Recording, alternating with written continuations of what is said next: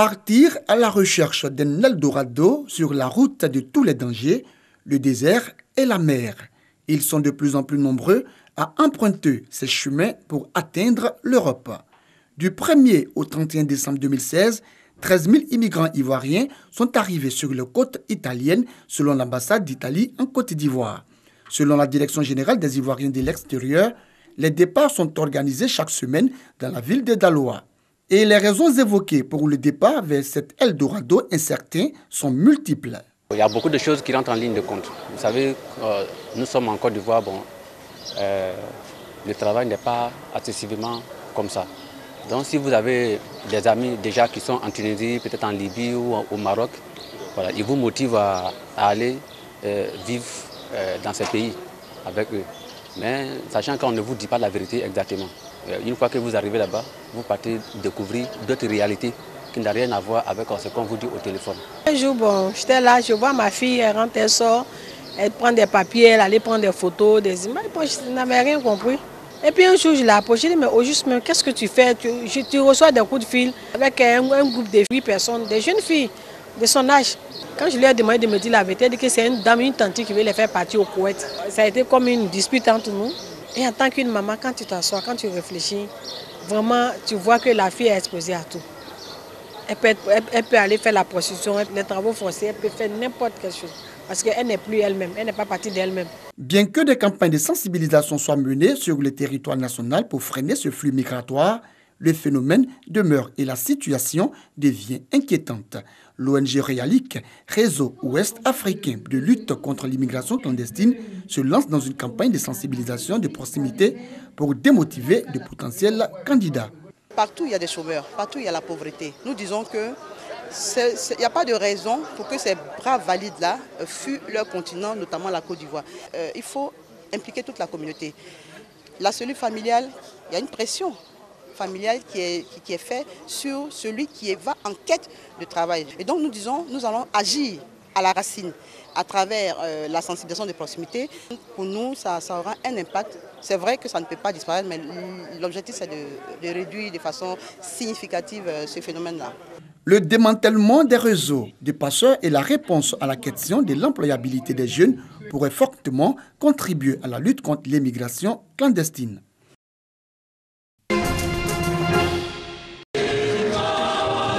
Fête chrétienne célébrée 40 jours après la Pâque. L'Ascension marque la montée du Christ au ciel après sa résurrection et la fin de sa vie terrestre. À la paroisse Saint-Joseph, époux de la commune d'Abobo, cette élévation du Christ au ciel a été célébrée dans le recueillement et la ferveur. Après la résurrection du Christ, il a vécu pendant 40 jours avec les disciples, en se montrant à ses disciples, en leur donnant la force, en leur donnant la joie, pour que cette joie puisse être en eux, pour eux aussi aller proclamer la bonne nouvelle du salut. Chaque chrétien doit savoir que le Christ est venu, il s'en va, et avec l'Esprit Saint, nous resterons toujours. Il est avec nous. Certes, le Christ est monté au ciel, mais il n'abandonne pas pour autant les hommes. Il leur envoie l'Esprit Saint et intercède sans cesse en leur faveur auprès de Dieu l'Omnipotent. C'est pourquoi le père Seka, curé de la paroisse Saint-Joseph, époux d'Abobo, a dans son homélie invité les fidèles chrétiens à vivre la manifestation de l'Esprit Saint et surtout à cultiver les idéaux de paix et d'amour. J'en appelle donc à l'unité de toute la Côte d'Ivoire pour que la Côte d'Ivoire connaisse l'exaltation.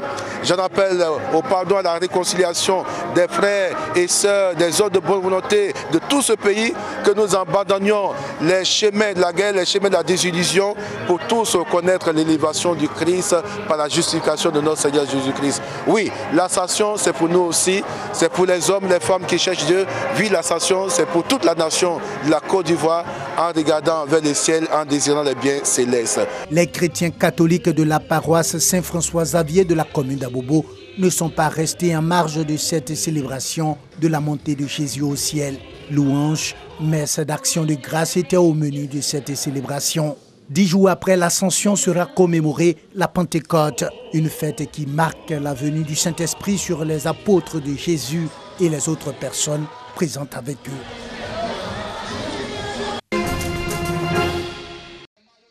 Les peuples Koyaka, Maoka, Yakuba et Gouro sont les alliés du peuple Sénoufo. Leur alliance, selon de nombreux chefs traditionnels, permettent de consolider leurs liens de fraternité, grâce au pacte de non-agression signé autrefois par leurs ancêtres. Ces alliances aujourd'hui encore existent et permettent de renforcer la cohésion sociale entre les peuples. Les alliances interethniques, une opportunité pour le groupe ethnique Sénoufo de la commune d'Abobo d'inviter ses alliés le temps d'une rencontre de football. Objectif, faire la promotion de la paix et de la cohésion sociale. Une initiative du Forum des leaders unis FOLU. La réconciliation n'est plus qu'une nécessité parce qu'il faut accepter de vivre ensemble, de collaborer, de mener ensemble des actions. Et c'est rien qu'à ne tient qu'à cela, notre pays pourra sortir gagnant, n'est-ce pas, de toutes nos actions. Nous avons choisi une méthode très simple, la plaisanterie parentale ou le pacte de non-agression pour initier cette cohésion sociale, cette union, le vivre ensemble. On ne peut pas faire quelque chose de si grand sans la paix. Or, s'il y a la réconciliation vraie entre les populations et les acteurs politiques, je crois que cette paix que nous recherchons, nous pouvons l'avoir. Donc, grâce aux alliances interethniques, on peut avoir la réconciliation, on peut avoir la paix. Pour les organisateurs, l'importance des alliances interethniques doit être sue par les jeunes générations. Les Gouros sont des peuples paisibles. Les Gouros veulent la paix. D'où l'engagement des Gouros dans cette manifestation. Parce que les Gouros ont trouvé qu'avec le brassage de toutes les ethnies alliées, ça pourra diminuer beaucoup de conflits entre les pays. Les responsables du Forum des leaders unis FOLU entendent étendre cette initiative aux autres communes des districts d'Abidjan et des villes de l'intérieur du pays. Le 10 mai 1973, les Sahraouis créent le Polisario. Le Front Polisario ou Front populaire de libération de la Sagia El Amra ou du Rio de Oro fut connu aussi sur le nom de Frelisario. Le mouvement armé revendique un État indépendant dans le Sahara occidental, alors sous contrôle espagnol depuis la fin du 19e siècle. Après le retrait de l'Espagne du territoire et son occupation par le Maroc et la Mauritanie, le Polisario réplique en formant la République arabe démocratique du Sahraoui. L'occupation du territoire par le Maroc le 31 octobre 1975 déclenche une guerre. Soutenue par l'Algérie et la Libye, le Polisario entame la guerre le 27 février 1976 avec 15 000 hommes bien armés et motorisés face aux 150 000 de l'armée marocaine. Le Polisario force la Mauritanie à se retirer de la région en 1979. Le Maroc résiste et construit même un mur de protection de plusieurs centaines de kilomètres avec des tours d'observation. Une guerre d'usure s'ensuit, mais le Polisario connaît un déclin. Il perd le soutien de l'Algérie et de la Libye en 1984. Un accord de cessez-le-feu sous l'égide des Nations Unies est finalement conclu en 1988 et prend effet en septembre 1991. La MINURSO est chargée de surveiller le cessez-le-feu et d'organiser un référendum relatif aux futures statures de ce territoire. La guerre fut coûteuse, elle a duré 16 ans et a fait 7000 morts du côté marocain et 4000 au sein du Polisario et 155 000 réfugiés à la frontière algérienne. Malgré les efforts diplomatiques soutenus, la question du Sahara occidental demeure en suspens. Le 27 avril 2018, le mandat de la mission des Nations Unies pour l'organisation d'un référendum au Sahara occidental prorogé jusqu'au 31 octobre 2018, soit 6 mois au lieu d'un an habituellement. La résolution 2414 réaffirme le droit du peuple sahraoui à l'autodétermination et appelle les deux parties au conflit, le Royaume du Maroc et le Front Polisario, à des négociations sans conditions préalables et de bonne foi.